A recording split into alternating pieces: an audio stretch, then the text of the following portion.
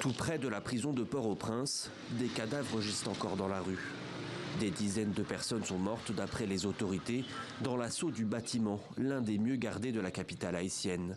Samedi 2 mars, dans la soirée, des centaines de membres de gangs s'en sont pris aux forces de sécurité, bien décidés à faire libérer de force leurs compagnons. Dans le chaos des affrontements, ce détenu a pris une balle. J'ai reçu une balle ici et une autre un peu plus haut. J'ai été touché hier vers 21h. Je souffre vraiment. Aujourd'hui, la prison est quasiment vide. Le nombre d'évadés reste inconnu, mais les observateurs et journalistes sur place parlent d'au moins plusieurs milliers de détenus manquants.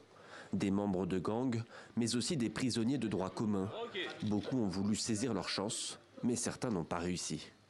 Hier, à chaque fois que je tentais de sortir, les policiers nous tiraient dessus. J'étais obligé de retourner dans ma cellule. D'après la police, de nombreux chefs de gang seraient parvenus à s'évader.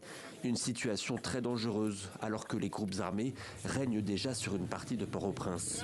Le gouvernement a décrété l'état d'urgence et un couvre-feu pour une période d'au moins 72 heures. Objectif, tenter de rétablir l'ordre dans la capitale. Mais le rapport de force reste à l'avantage des gangs, du moins jusqu'à l'arrivée peut-être des renforts kényans. Vendredi dernier, le Premier ministre haïtien Ariel Henry et le président du Kenya William Ruto ont officialisé l'arrivée d'une force étrangère sous l'égide de l'ONU. Reste à savoir quand. En Haïti plus que jamais, le temps est compté.